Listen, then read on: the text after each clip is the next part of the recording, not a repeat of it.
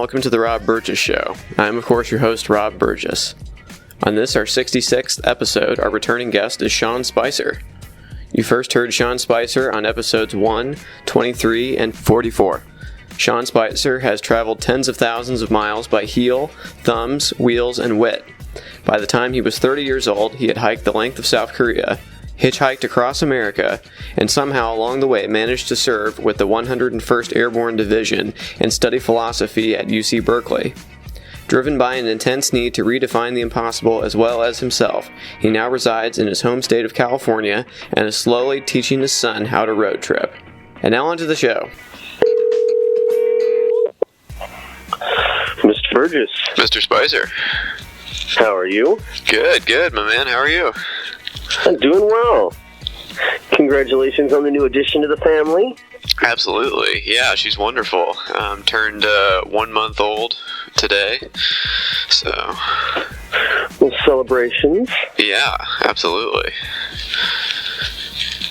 But, so is the second one easier? My life is already so much more different anyway, so it's like, welcome to the jump on in, welcome to the circus.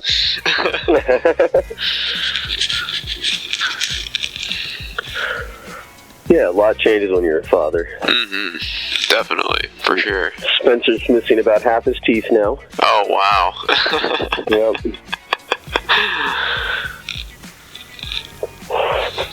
Yeah, I can't remember what he was eating, just all of a sudden broke one loose. Oh. Oh, no, he wasn't eating, he was chewing Legos apart. That was it. Trying to separate Legos, pop one of his baby teeth loose. Was it one of the front ones? Yeah. Mm. Yeah, I don't think anybody really uses molars to break Legos apart. You never know. They're bad enough to step on.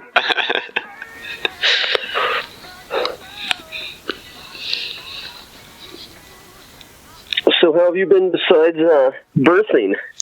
Oh, I've been pretty good. So how's Indiana? Oh, it's pretty good. What has that been like since we last spoke, with all of the fun things happening in the nation? Oh man, where to begin? Yeah, no, I mean, weather-wise it's pretty nice. This is like the nicest time of year right here, so I know you guys have been like in a heat wave.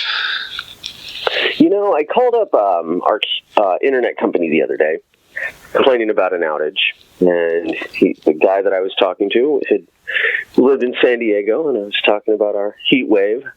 He went, yeah, we're in Vegas, and I'm like, I'm whiny. I'm going to hush now. Yeah, a San Diego heat wave means it hits 85, 90. Oh, really? Okay. And meanwhile, in Phoenix, it's 120. I see. Planes can't take off. Yeah. Tarmacs and trash cans melt. But global warming is not a thing. No, of course not. It's a Chinese hoax. That's what I heard. I forgot about that. Mm-hmm. So much incredulous speech these days. Yeah, alternative facts. Yes. Thankfully, the other Sean Spicer gave me the opportunity to label him as Alt Spice, and everything has been good since. It's a tremendous position to be in, where everybody who sends you hate mail immediately identifies themselves as on your side. Oh, hold on a second. Hey, can I call you right back? Of course. All right. Bye. Hey, Rob. Hey. So you're, can we say you're Facebook friends with the real Sean Spicer? Is that allowed? I am. Yeah. Yes, I'm Facebook friends with him. He has not posted much. Did you guys have an interchange about your names, like when you first became friends? Yeah, and then we had a interchange about the fact that he posted a tombstone that wound up being my great-grandfather's. Oh, no kidding. Yeah, I thought I had told you this story before. At least not on the podcast, you haven't. Okay. Well, it's an interesting story. My grandmother was a prostitute. And during the Great Depression, people did what they had to do. And my grandfather, on my father's side, left work, probably tramping and catching trains across the U.S. to get work in the timber camps, where there was apparently a lot of work available. And he disappeared. My grandmother, left with 4 boys, turned to the world's oldest profession, was arrested, and had the children taken from her. She died in jail about 6 months later, with the oldest being, I believe, 5 years old at the time. And so there was a complete divide in my family history in the years before the internet. And it was something my dad had tried to research, going through old records, things like that. This is before the internet with Ancestry.com, et cetera, et cetera. And after my mother died, I found some of my dad's old documents. And about 4 or 5 months later, Sean Spicer posted a picture on Facebook with my father's name on it, on a tombstone.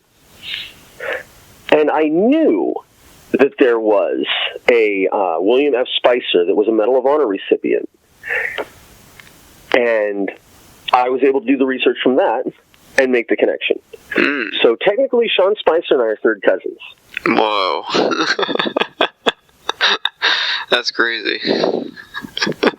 Is there any chance you could reach out to him for us? I don't think so at this time. It's a little too hot. It's a little bit too hot. I do send him frequent messages on Facebook inviting him to come to California and change careers. I've been doing that since long before Trump. Oh, man. You know, I'm kind of like the good Darth Vader. Come to the light side. Wouldn't it be the way of it, like 20 years from now, if the story ended up where you guys like went into business together somehow? Selling white T-shirts on a beach in Hawaii? Sure. Only mediums. You've heard that story, right? No. Oh, this was a joke that Barack Obama and Joe Biden had between themselves. Was that when they were done with the White House, they were going to open a store on the beach, and they were only going to sell white T-shirts, sized medium. Because they wouldn't have to make any choices. They wouldn't have to make any decisions. It doesn't get any simpler. That's pretty awesome. Yeah, so it's interesting. He and I both have our similarities, as I discussed in a former podcast. We're both military. We both focus much of our career on communications and marketing. And ironically, we have found ourselves on different coasts, different ideologies. He went to a military academy. I went to UC Berkeley. And different careers. He's shilling for possibly who will go down as the worst president in U.S. history, if they don't rewrite U.S. history, of course. Right. And I'm out here on the West Coast selling marijuana. Yeah. Well, because last time it was funny, you had just started your job, I think, and also it was like the day before the famous Sean Spicer dressing down with the press on day one of his job about the inauguration crowd size. So, lots changed in the interim. Yes. Yeah. So, but anyway, what can you tell us about your business that you're in? Well, on the same day that Trump was elected, Prop 64 passed in California. And for those of you in other states, Prop 64 is the Adult Use of Marijuana Act, which took a incredibly large medical marijuana industry and gave us about 14 months before the medical marijuana industry would become the recreational marijuana industry. As we've seen in Colorado, Washington, it is a huge boon to local and state economies. And I had been involved in the cannabis industry indirectly through agriculture, hydroponics, renewable energy up in Mendocino County for some time. But I vowed that I was never going to be involved with the flower side until it was made recreational, because I had so much respect for it as medicine that I wasn't going to go to a doctor and say, "Oh, I've got insomnia, give me a prescription for medical marijuana." I like cannabis recreationally. I don't really do it that much anymore. It's a little bit too much for me. I'm an old man, you know. But once it passed, ironically, that day, the day after the election, I met with the CEO and founder of the current company I work for, M, and agreed to come aboard as their director of marketing. And it has been a very interesting couple of months so far. Trying to think of where to start. I've been doing digital marketing for about 17 years now, long before there were Google ads, back in the days of BBSs, you could say I even go back into. And nothing I've ever sold was prohibited anywhere, with the exception of alcohol, when I worked with nightclubs in San Francisco. Mm-hmm. What I've discovered is marketing cannabis is incredibly difficult. So there's this holiday every year, 420, April 20th, and it's a critical day for sales in the industry. Often you're able to do double or triple your daily sales. And 2 days before 420, our Instagram account with 5,000 followers was shut down. My phone was kicked off of Instagram that I couldn't log on to my personal Instagram account with like pictures of my son. What? I was completely kicked off Instagram. Wow. I've now had 15 Instagram accounts deleted.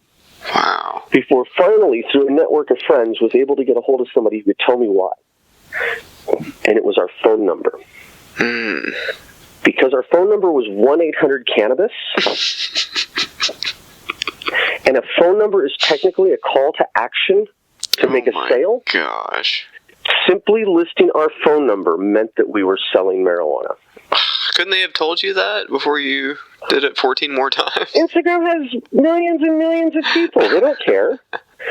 And they won't take my money. I would gladly throw thousands of dollars a month into marketing on Google, Facebook, Instagram, all of these digital channels that I spent the last years learning how to master. Mm-hmm. And I'm thrown back into an environment where if you gave me an unlimited budget, all I could really do are billboards. I mean, there are things and options that are available, but all of the fundamental tools of digital marketing are not available because of federal prohibition. All right. Well, I know that's been a problem with banking too. As far as I'm sure you've encountered that. We actually today at around 2:00 in the afternoon had an issue with a credit card processor that we use deciding to shut down our account. And it's just something you get used to. You spend 6 hours for every hour of work going through bureaucratic nonsense, trying to figure workarounds within legality. Now, there are hundreds of dispensaries here in San Diego. There are 14 that are permitted. And I am very happy, as would only be the case, to be working for a permitted dispensary. So these fly-by-night dispensaries, what you'll see happen is somebody will open up a storefront dispensary. The police will bust them at 9:00 in the morning. And by 1:00 in the afternoon, they're back in operation as a delivery service.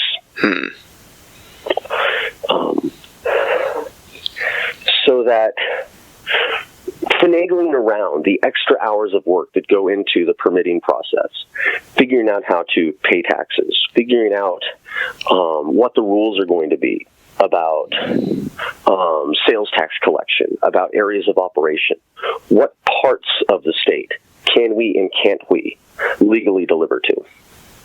And meanwhile, as we're working on all of this, the California Marijuana Commission is writing the rules for recreational and rewriting the rules for medical because we have to figure out how it all works together. So the rules are changing at a breakneck pace. And so about 3 months ago, the MCRSA, which is pardon me for struggling with the acronym off the top of my head, the Marijuana Control Regulation State Authority, I believe.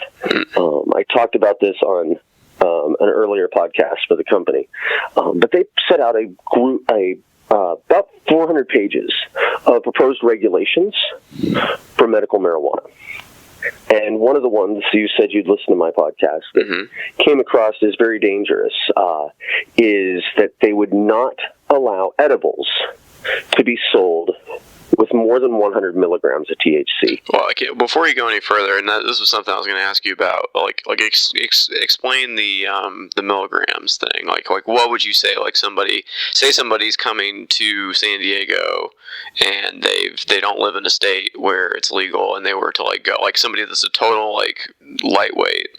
Like how much would you recommend to them? 2.5 milligrams. If they've never had an edible, I would recommend 2.5 milligrams. So there's a number of products that are out on the market now. The first ones that I ran across were called Petra Mints by Kiva. And they're just little tiny mints, a little bit smaller than an Altoid. And they each have 2.5 milligrams of THC. And you can eat one and feel it. You can eat two and you can feel all right.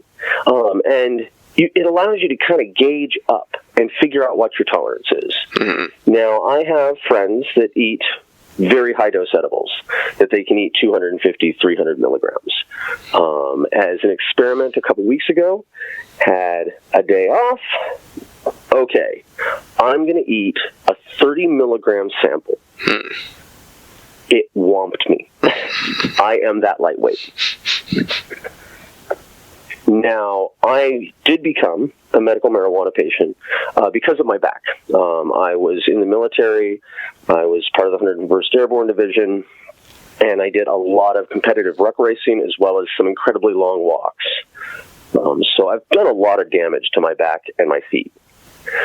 But went to a sports doctor. They did the x-rays, did the MRIs, looked at my spine. The doctor said I had a spine of an 80-year-old. And that I was missing 75% of the space that was supposed to be between my lower 7 vertebrae. Wrote a little prescription, and bang, muscle relaxants for life. No, thank you. I knew that if done right, I could use cannabis to treat that without any threat of opium addiction. And so I set out to learn about it, got my card, and I do treat my back with cannabis. Mm-hmm. Ironically, I do it usually with 0 milligrams of THC. So there are a number of chemicals in cannabis, and the active ones that we're most concerned about are cannabinoids. CBD, cannabidiol, is probably the most amazing substance we pull out of a plant since somebody figured out aspirin. And 2 months ago, maybe 6 weeks, the New England Journal of Medicine, one of the most respected medical journals, published a peer-reviewed study that found CBD's efficacy in treating of Dravet syndrome, which is a pediatric epilepsy. And some of these kids have up to 200, 300 seizures a day.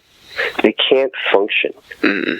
But by administering CBD, some of these children saw a complete cessage. There was a complete stop in epileptic activity. It is a game changer. And meanwhile, federal prohibition has kept us from doing the research and discovering the uses and power of CBD has been something that's arisen from the medical marijuana movement, because now we have people working in the industry that are working on separating all of the active compounds in THC and in cannabis and figuring out what they're doing. So CBD is completely non-psychoactive, but it works on the endocannabinoid system, which every mammal has. And to describe it in general layman's terms, it's almost like the lubricant between neurons. And CBD acts on that as almost a superfood, because we already have these cannabinoids in our systems, and by boosting the amount that we have, we're able to see a general effect of wellness and healing.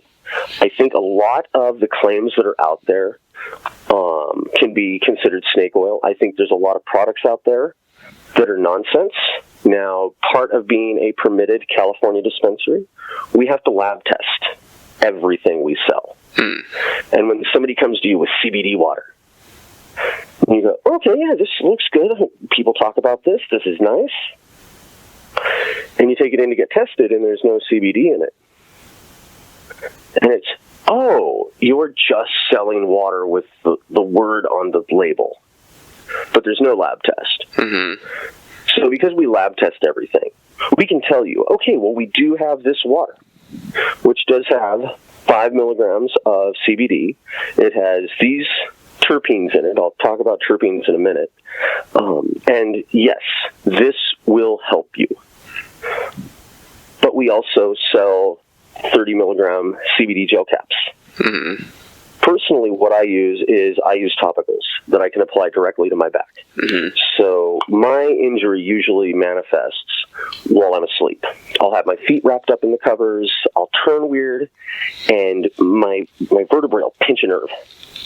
And I wake up with a sharp shooting pain, and my back's immediate response is to tense up around it, which causes everything else to hurt.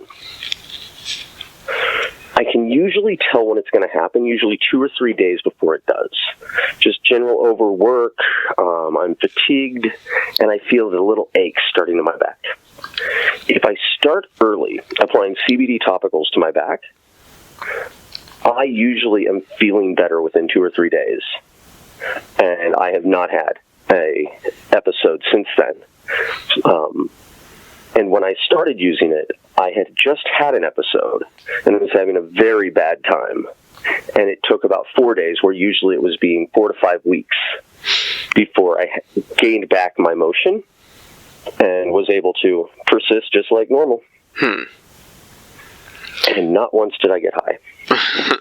Yeah, that's an important point too, and it's funny that they want to try to block this CBD stuff, because it's kind of like if they admit this is helpful, then they can't say that there's no value to it anymore, and then the whole house of cards crumbles. It's like they can't admit this one seemingly innocuous thing, because then what you start questioning everything else about it. Yeah, there's been theories and articles written stating that one of the most damaging things to marijuana's continued prohibition was the fanaticism of the Just Say No movement in the 80s.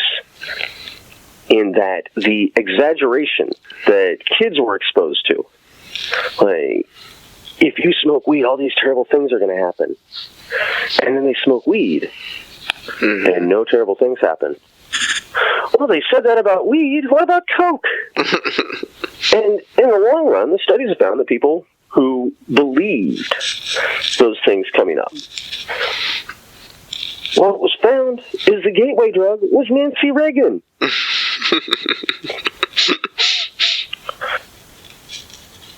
But increasingly what we have now is this incredible opioid epidemic in America because of how casual it is to get synthetic opioids. And I'm not talking about going down to the corner and talking to Jim and coming home with some black tar heroin. I'm talking about Frank, the football star, breaks his calf during a game, and he's going to be laid up for 4 or 5 weeks. And, hey, have some Percocet. Well, okay, the leg doesn't really hurt, but Percocet's fun, right? So the football star finishes up the Percocet a little bit early. It's not really hurting anymore, but, Percocet was fun. Well, Joe over at the corner, he's got some Percocet. He's got some Vicodin. And so these kids are going and buying black market pharmaceuticals at $5 to $20 a pill. It's not sustainable.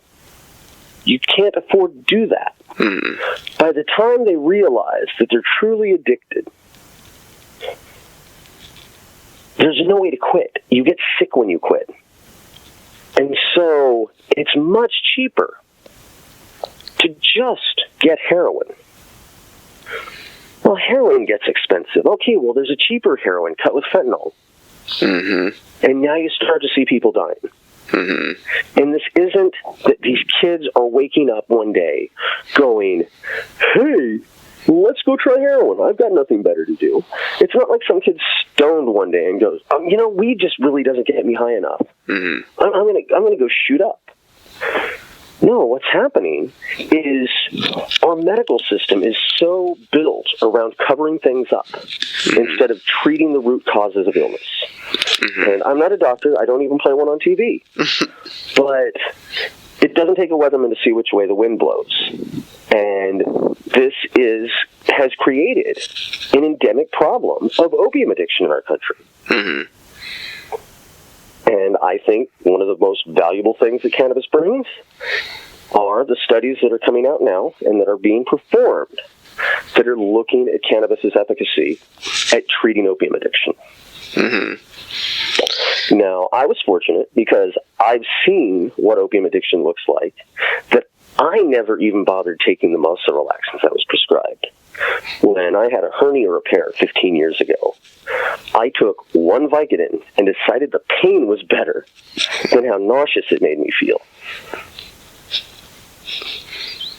But I do see an incredible benefit to people who have become hooked on painkillers moving over to cannabis because it does not have the physically violent effects. It's an antispasmodic. So a lot of the symptoms of detoxification from opium can be overcome with cannabis. Mm-hmm. For anybody listening, if you are struggling with an opium addiction where you're experiencing DTs, do not go to your local dispensary and ask a bud tender to help you get off opium. They are not skilled. There are nurses in every legal state that will walk you through this, help you, and monitor you. You will want help from a physician. You can die. So I'm not a doctor, mm-hmm. but there are studies out there, and there are people who can help. Mm-hmm. Yeah. Now, to get back to the THC, there are people who are dying of cancer, of AIDS, and the way that opium receptors work, some people aren't affected that well by them. Mm. Probably myself, due to my nausea. I've never taken a significant amount enough to know. But these people are not helped, even with morphine. And medical marijuana does help them. And when we're talking about, I can eat 10 milligrams of THC and feel a pleasant buzz when I go to the zoo, these people aren't talking about going to the zoo.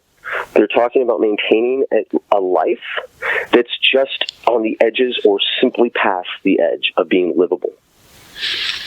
And some of these people are doing 1,000 milligram doses twice daily. Wow. And these aren't stoners. These are people going through chemo. These are real patients. Now, don't get me wrong. There's still like the Rasta guy at the festival who's going to chow down on a Corova Black Bar, eat 1,000 milligrams, and party like it's 1999.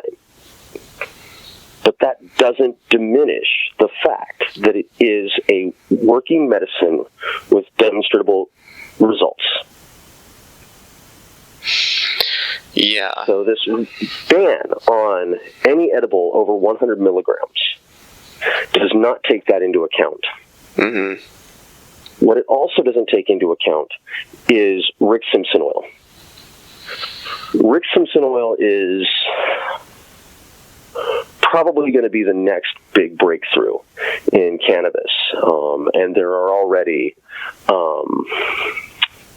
I hate to call them anecdotal accounts, of it working in concert with traditional medicines and showing a very high remission rate for cancer, as well as having an application for, it has effect if applied topically to melanomas. And they're starting to study it now. And what Rick Simpson oil is it's a full plant cannabis extract where you just extract everything out of the plant. You get all the cannabinoids. You get the CBD, you get the THC, you get all the terpenes, and you get this sludge. And that sludge is hundreds and hundreds of milligrams of THC that apparently tastes like hay. I've never tried it. But it is an incredible medicine for allowing people to come through chemotherapy without the loss of appetite, without the loss of weight, without the loss of bone structure. And that would be limited to where to get an effective dose, you would have to buy 10 containers of it. And so the 100 milligram ban will be a very bad thing if it actually goes through. Is this all because the children? What about the children? No, there is a lot about the children in the MCR safe draft rules. So one of the things that actually bothers me, I've got a 6-year-old son, and I work around this stuff all day. I see all the different brands, and what did gummy bears ever do wrong? Why did gummy bears suddenly become the edible du jour? Like, hey, let's make an edible. What are we going to do? Let's do gummy bears. Everybody makes gummy bears. And they're gummy bears. They look exactly like gummy bears. I'm at this point, I'm a trained professional. Put 2 of them next to each other. I could not tell you which one is the medicated gummy bear. So one of the regulations is there are to be no lookalikes. You cannot have candy that looks like other candies. So, Edipure in Colorado has already run into this, and they changed from having gummy bears to little boring gummy squares. Oh well, it's the same medicine, the same flavor, but it doesn't have that instant appeal of, that's a gummy bear! I joked with one of my coworkers that if they really wanted to make edibles that did not appeal to kids, make them look like licorice. Make them look like broccoli. And of course, my son likes both licorice and broccoli. Right. So. But opaque containers, no marketing that would appeal to children. All the same things that were passed in the 80s about alcohol and cigarettes, that you couldn't have Joe Camel out there peddling cigarettes as a cartoon camel. Joe Cool. And I can't argue with any of these things. I support them. That nothing will leave a dispensary without a child-proof lid. So, yeah, what about the children? I'm a responsible adult. I keep cannabis in my house. I keep it hidden and not in my underwear drawer. I have actually a secure little locking cabinet. Actually, Rob, I think you may have seen it when we were up in Ukiah. My old liquor cabinet that I had in my shop that I built out of the inverter. Yeah. Yep. Well, that has been adopted to hide Daddy's stash. Oh my. Well, yeah, no, I definitely, I wouldn't want the children to get into it or whatever, but I feel like there's an overreaction. It's absolutely an overreaction, because it's sensational. It's still novel, but it's not the kids' fault. It's not the marijuana industry's fault. It's the parents' fault. And this almost sounds like the arguments you hear about gun ownership. Guns don't kill people, people kill people. So the gummy bear did not jump into the glove compartment of that car. The 1,000 milligram brownie that the 4-year-old ate. That's terrible parenting. And if I can be so crass as to make a joke about it, because no one's ever died from cannabis, but man, that would rock a kid's world. Only losers lose drugs. if you're the kind of idiot who leaves a 1,000 milligram brownie in a car alone, unattended with a child, why isn't everybody freaking out that there was a 4-year-old unattended in a car? Because it got worse. And now that story does get worse. Sometimes the windows are rolled up and it's a hot day. But some parents are just unfit. Mm-hmm. Yeah, it's just a shame that people like that have to, ruin it for people that are trying to be responsible, But yeah, but I don't think these regulations are ruining it. I think that they are putting in place protections. Mm-hmm. I mean, for a long time, it was not mandatory that all guns have safeties. Mm-hmm. But cars didn't have seatbelts. Mm-hmm. These regulations, in some case, are for the better good. Mm-hmm. And one of the great things the MCRSA has done is they put this out with enough time for people to read it.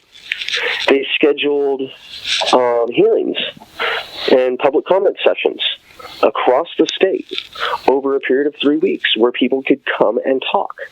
They had email addresses you could write into. You could write letters. They listened and have come out with a new set of draft rules. And they're listening to the patients. They're listening to the business owners. Well, that's good. Something that is not happening in Washington, D.C. when it comes to anything related to health. Yeah, that's absolutely true. But do you think maybe the reason that we're having a little bit harder time now is because they went the legal route with the medical first? Because I feel like a lot of people, like you said at the very beginning, that you just, that part of the appeal for you is not just medical; it's recreational. And I think that maybe people had to be a little more coy about it up to this point, and now people kind of suspect your motives if you say, "Oh, it's medical, it's curative," and people are like, "Yeah, but you just want to," you know what I mean? No. Do a search for cannabis cerebral palsy. Do a search for CBD epilepsy. I am sure that some people have the stigma in their mind that the KKK were good people until you find out they smoke marijuana. So we can go ahead and we can say, yes, some archaic fools like Jeff Sessions think that this is all about Cheech and Chong hanging out in the back of a green van smoking joints the size of your arm. Mm-hmm. But because of localized legalization of medical marijuana, doctors have had access to real medicine. And I'm going to go back in time, and I'm going to talk about opium addiction, and I'm going to talk about the first person I ever knew to be recommended medical marijuana. And this is my father in 1983, in the height of the Just Say No period. My father had a stroke in 1978 when I was 3 years old and lost most of the use of the left side of his body. And nerves had died and would connect and not connect. I can't even imagine what that felt like. The doctors just kept him constantly fed on codeine. It didn't do anything. And the amounts of codeine would go up. And then Dad would have to go into rehab after a surgery in order to get weaned off the painkillers they had to give him for him to be able to go through the surgery. And his doctor said, listen, some people with your condition have had good effect with marijuana to ease neuropathic pain. So Dad, like any guy working in construction, goes to Joe on the yard and says, hey, man, I hear you smoke weed. Can you give me a joint? My doctor says it might help my pain. Oh, yeah, man, totally. I'll set you up. This is why you don't go to a bud tender and ask for help getting off opium. They're not qualified medical professionals. God only knows what Dad got. Dad had been a lifetime smoker. So he sat down and smoked a whole joint of who knows if it was an indica or sativa. He didn't have the use of the left side of his body. He tried to get up. He rolled off the couch, which required calling the fire department, which my dad thought was hilarious. And I had no idea what was going on. But I knew it wasn't bad because Dad was smiling and laughing. But we couldn't get him back off the floor. Now, there are there are three types of cannabis. There's indica, sativa, and rudorellis. Rudorellis is most closely related to what we know as industrial hemp. Indicas come from generally your drier, hotter regions. Sativas tend to come from your tropical, moist regions. They have two different effects. Indicas have a strong sedative and calming effect. Sativas have a very high, what we call an uplift, where suddenly everything's cheerful. You feel super creative and hyperactive and talkative. It's the weed that gives you the giggles. It's the weed that makes you paranoid. Indica is the weed that makes you sit on the couch and watch 20 episodes of Game of Thrones. Now, if my dad had done an indica at a light dose, he would have been fine. But there was no way to know that at that time because the body of research was limited to psychedelic books that were sold in head shops. There were no clinical studies. There were no doctors working in the industry. And once the medical marijuana industry started to emerge in individual states, quality cannabis was available for patients who were under professional care from doctors. Communities started to build up where people shared their stories and said, hey, this works for me. And as the evidence started to compile and anecdotal effects were being witnessed by doctors, studies started to be done and committed. And we started to see where things really worked. Now, the CBD study that I mentioned earlier that was in the New England Journal of Medicine, the only reason that study occurred was because it was done by a British pharmaceutical company that has created a pharmaceutical CBD specifically for treating Dravet syndrome.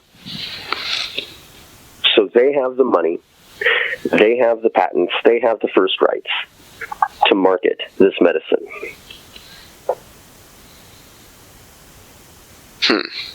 I'm trying to make a solid connection here, but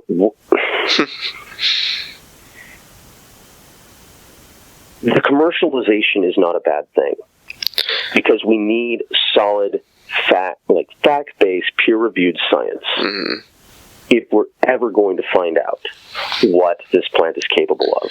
Well, that's always been the thing, though, with, back when you and I lived in Mendocino County, and of course, as we've talked about before, the number one driver in the economy is the marijuana cultivation industry. And, I can't tell you how many times I heard people being like, when it's legal, R.J. Reynolds is gonna, you know what I mean? Like, they're always like, that was the big fear, is I was gonna get commercialized. But you seem to be kind of coming at it from, maybe this isn't such a bad thing. I don't think it is a bad thing, and it's not going to be Philip Morris. So all of the rules in California have been set to limit the amount that can be cultivated to an acre. The amount that can be moved by a single company. And these are huge numbers. I mean, there's going to be a giant that emerges in this state from this window we have before big companies can move in. It's not going to be Philip Morris. It's going to be Fetzer. It's going to be Fry. It's going to be the vineyards. They've got the climate. They've got the arable land. They have the expertise growing. And I'm not going to say who or what I know, but it is widely understood that a number of the old school Mendocino wine growers gained the capital to become wine growers through growing cannabis.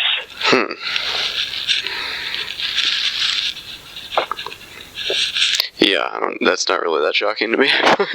Yeah. But the original Fetzer estate has been sold to Flocana, which is a vertically integrated cannabis company. They work with growers to provide trimming, cultivation. They do extracts. They do oils that then go into edibles. They produce edibles. And they bought the old Fetzer estate out in Redwood Valley for what will be one of the largest production facilities in California. Wow. That's going to change the game. Wow. Because what do you need to cure weed? The exact same environment you need to cure wine. What do you need to grow weed? The exact same climate and the exact same soils you need to grow coastal grapes. I think there will be much commercialization, and I will admit that I am part of that. I'm director of marketing for one of the largest dispensaries in California. And, well, one of the largest permitted dispensaries in California. And, yeah, I have no doubt. But when the pharmaceutical companies come in and they say, hey, we're going to run a study because we think the pinene terpene added with CBD has an entourage effect that makes both more effective. And they run those studies, they can't control the plant. Before they get the first pill off the assembly line, somebody at Flocana is going to be running their extractors and recreating that. There is a company right now that's come into play, and they're backed by quite a bit of money, and definitely commercial, and they're called Humboldt. They're not called Humboldt like spelled like Humboldt County. It's HMBLDT. And what they do is they have dose pens, which have a extracted cannabis oil in them that has a very specific measure of THC and CBD. And based on where they're drawing their plants from, they're able to create a chemically reproducible effect. Their pens are small plastic affairs about 3 inches long, that when you draw on them, they give you a vapor that is always the exact same temperature to make sure that you're getting everything without it being burned. And after 3 seconds, it vibrates and shuts off. With the pen, you know exactly how much THC and CBD you're ingesting every single time you hit it. There's no getting too high. There's no getting a weird batch of weed that makes you paranoid. But it's a chemical extraction process that you're just taking the parts of the plant that do the good, extracting them, putting them back together, and offering it in a vehicle that allows for safe, repeatable consumption. I don't think there's anything wrong with that. And I think that as these studies occur, we'll see more and more of that. I think that we will eventually see a big legal battle from a state or possibly federal provider once federal prohibition ends, which I think is in the cards if we can keep the plant attached for long enough. I think we will see a legal battle between a live plant producer and a pharmaceutical company. And I think the pharmaceutical company will win. Unless they wait long enough that the cannabis company has more money than the pharmaceutical company. Because system of laws really is who can pay lawyers the longest. Look at Exxon.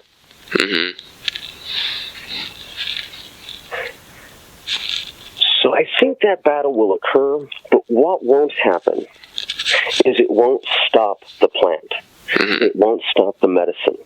Because with $5,000, $6,000 of equipment, working within a network that has laboratories for testing, facilities where I can go to do extra extractions. Everybody with a garden and access to a medical community that is well equipped will have the ability to reproduce these compounds. Mm-hmm. Open source medicine, I guess. Mm-hmm. But I mean, I think that's not. I'm not too far off into conspiracy land to say that that's part of the reason why it's been, illegal this long, is because they can't control it. It's nature, So if they can't if they can't patent it and corner the market, then what's the point? Who needs it? The competition.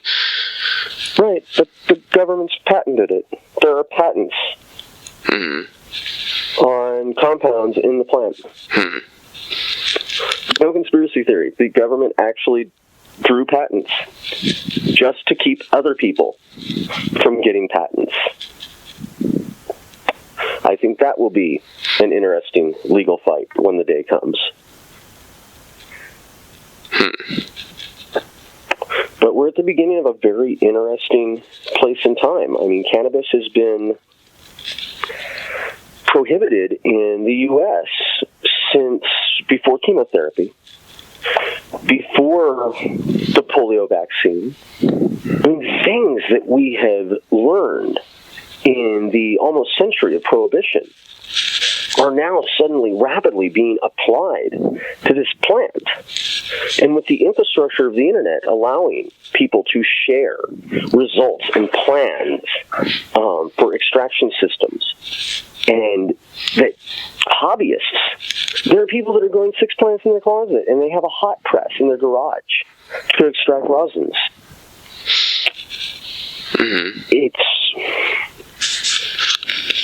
I think it's unstoppable.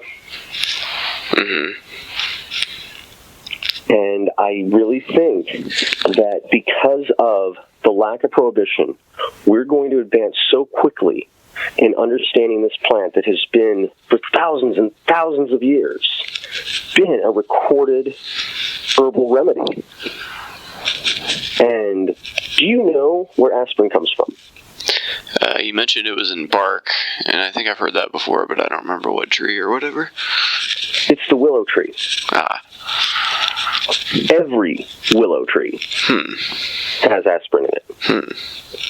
And you can boil down the leaves, bark, branches of a willow tree and produce a tea that contains aspirin.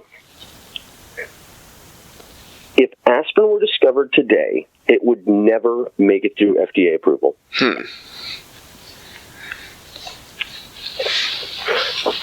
But it was so widespread that by the time they got the idea to start making things illegal and forcing you to, hey, opium,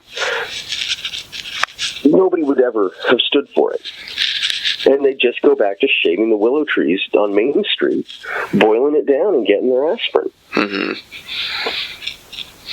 We found a lot of other fascinating things about the willow tree during the burgeoning period of science that has occurred over the last century, such as that you can extract enzymes from a willow tree that help root cuttings from plants. So it's called clone gel in hydroponics, and it's derived from the willow tree.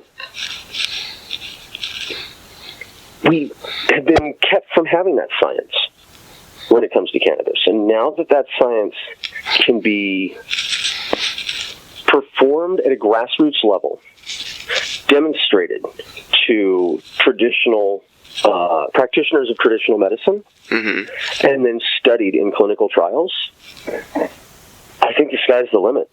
And I do think that the recreational market is going to be huge. Personally, I will be very happy to leave the medicine to the doctors. Right now, though, working in this industry and really being involved in the flower and the lives of the patients, I'm seeing what this really means. And I have hundreds of friends who have gone to their local doctor or their local doctor recommendation mill and said they have insomnia so they can get the good weed from the dispensary. And that's going to end. You're not going to have these guys doing that because you're going to be able to walk into a recreational dispensary, show that they're 21, and walk out the door with a joint. Mm-hmm. The medicine will continue to be more and more focused. Mm-hmm. And like you were saying before, it's like when it's on the black market, I mean, like with most drugs now, you know, you don't know what you're getting. You don't know what dose. You don't even know if it's really the thing. So, I mean, you don't really, of course, you're not going to know if it's indica or sativa or whatever, if it's just, you know, buying it, you know, in the black market. But if you actually have a decent system, you can actually, you know, get the right kind and, you know, get what you need. It's, right. You know. Exactly. And I see a lot of strain spinning where somebody will say, oh man, this is Blue Dream, this is Grape 8. And I take the pictures of every single strain we offer. I do write-ups for a lot of it. Thankfully, I've got Solomon, who you heard on the podcast with me, who is an absolute cannabis genius, the ganja guru, as you will. But I can tell you what the phenotypes are in a cannabis flower by smelling it. Because I have to research what the lineage is. I have to know, like, this is what it's derived from. It's 30% indica. It's 70% sativa. It has, because of test results, it's this CBD profile. It's got these terpenes. And after a while of taking the pictures, smelling the weed, writing about it, almost being a sommelier of cannabis, I can smell somebody's jar of weed and usually tell you one of the 2 or 3 main phenotypes that it's derived from. And I'm not going to be able to say, oh, this is Blue Dream. But I can definitely say, okay, well, this is definitely got a cheese phenotype. There's a strong diesel amount to it. For those of you that aren't familiar with cannabis, there is a strain called cheese, there's a strain called skunk, there's a strain called sour diesel, and they all have very unique smells. And once you understand where these strains came from and how they trace back to the individual land races or land race of cannabis, you can recognize them by smell. You can recognize the difference between an indica and sativa by the structure of the flower. But as most indicas and sativas now are actually hybrids, it does become harder and harder. But what you don't know is, did they use paclobutrazol to harden the buds during harvest? Did they use neonicotinoids to stop spider mite infections? Are you smoking an insecticide that is registered safe for human use as long as it's never raised above 170 degrees? That's what you don't know. And I'm very happy we lab test everything we get. Because, again, it's one of those regulations that some people, particularly those in the black market, are going, oh, I have to spend an extra $30 to $70 per pound to prove and keep my patients and my customers safe? That's ridiculous. Nobody should want to hurt their customers. Nobody should want to hurt their patients. If you're in a business where you're willing to sell unsafe product in order to make a living, come to government. I hear they're hiring in the press office at the White House. Yeah, I was just about to say, Sean Spicer, other Sean Spicer, if you're listening. Oh, well, I'm telling you, I think other Sean Spicer would be great at selling weed. We need to get him to talk to Chris Christie about that. Yeah, right? I mean, everybody in the state wants Chris Christie gone and wants medical cannabis. And Chris Christie says no to both.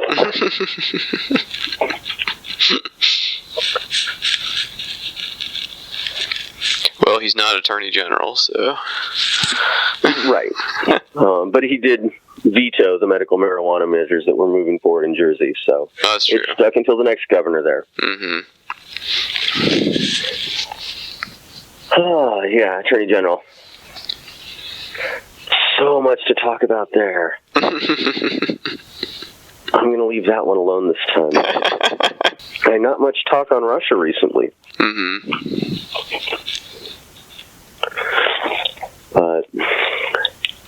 Yeah, I don't think that the federal government at this point in time is strong enough to come after California. I think they know they will lose that fight. Yeah. Yeah, you wouldn't go into Texas and take away guns. I don't think you're going to come into California and take away cannabis. And it's not going to be, a whole bunch of hippies running around with joints. It's going to be all those lawyers that are going to the dispensaries up in Palo Alto that have battled the EU about antitrust for Google. We've got a very strong base here to fight legally on things. And this fight has not occurred because there is a constitutional provision for the rights of states to legalize cannabis. And it's called the 10th Amendment. And no one has taken it federal because there's never been a battle at that level. By the time it gets close to becoming a constitutional challenge, the charges are dropped, the assets are seized. With the changing of laws regarding civil asset forfeiture in California, we have no dog in that fight anymore. So there's no benefit for us to assist in asset forfeiture on the federal level. And I think they're just going to be pretty busy worrying about other things going on in the House to worry about what's going on out here on the West Coast, where we're busy curing cancer and stopping epilepsy. Yeah, it's futile, but I mean, they're going to do what they're going to do in the meantime. But yeah, you're right. They're probably a little bit distracted at this point. So. Yeah. And there have been, to my knowledge, one DEA raid since Trump was elected, but it was a joint DEA and ICE raid. So immigration busting people that were growing weed illegally. And they did not have local jurisdictions help. But it happened, and that wasn't the fight that we're worried about. If they come in and they go after Harborside, Harborside is the largest dispensary in California, and they're up in Oakland. And they grow, they produce, they brand. They're huge. They are also 100% compliant and permitted. If the federal government goes after a player like Harborside, there will be hell to pay. Because the lawyers are already lined up. And they know what it means to take that battle all the way. And as you said, they'll do what they'll do. But I don't think they want to pick that fight. I think it's a lot of posturing. And I think what they're trying to do is stem the tide. But I'm not one given to conspiracy theories. And I don't even try to speculate on why cannabis continues to be prohibited. And Schedule 1, not just prohibited. Right. Yeah, it was interesting. I was looking at a packaged product today, a tincture, which is taken sublingually. And the top of the package said, for medical use only, Schedule 1 controlled substance. Now, I appreciate that labeling. That labeling is not required in California. There are Prop 215 and SB 420 regulations and compliance statements that need to be placed on every container containing THC, whether it's marijuana and edible or whatever. But they do not require you to say that it's a Schedule 1 substance. That does seem kind of like overkill a little bit. Yeah. And everybody in this industry recognizes and feels that the federal prohibition of cannabis is illicit and unwarranted, and most likely unconstitutional. Mm-hmm. The Schedule 1 status of cannabis is something that I don't think needs to ever be on a package because it's bollocks. Mm-hmm. Well, I mean, and this was something else I was going to ask you about. I've been following the work of MAPS, you know their work? They deal with psychedelics and psychedelic research and like dealing with people with PTSD and depression and things like that. I'm not familiar with that specific group, but in doing my morning reading about the cannabis industry, I've heard quite a bit about a lot of studies that are being done right now around PTSD and psilocybin, MDMA, and ketamine. Yeah, those are the other ones. But do you think that that's going to pave the way for that too? I mean, with all the research they're doing with that, is that going to be the next frontier after cannabis? None of those are Schedule 1 substances. Really? I thought they were. Really? No, cocaine's a Schedule 2. What about mushrooms? Psilocybin, I think, is actually a 2 as well. Really? Huh. Mm-hmm. And MDMA is a 2. God, and weed made it to number 1 with heroin and number 1. Good gracious! Yep, it's up there with heroin. Yep. Meanwhile, it's okay to create synthetic heroin and sell it at CVS and Walgreens. Oh, you mean like hillbilly heroin? Vicodin. Yeah. Vicodin, Percocet, Oxycontin.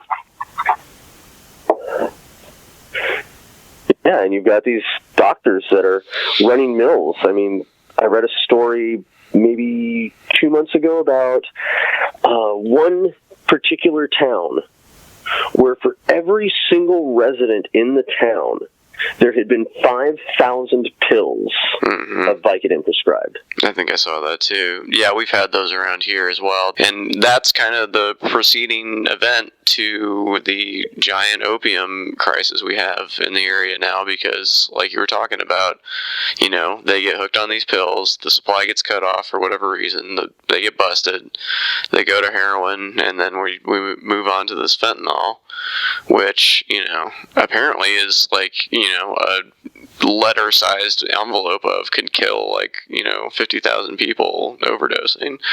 So yeah, so thanks a lot, pharmaceutical companies and, you know, doctors that are prescribing. Thanks a lot. That's totally legal what you did, but now you've kicked off this ridiculous epidemic that didn't even need to happen. Right, and like I said, the gateway drug is when little Johnny the football star breaks his leg. Mm-hmm. And hey, here you go, have a little bit of opium. It's shameful. Mm-hmm. Yeah, I agree.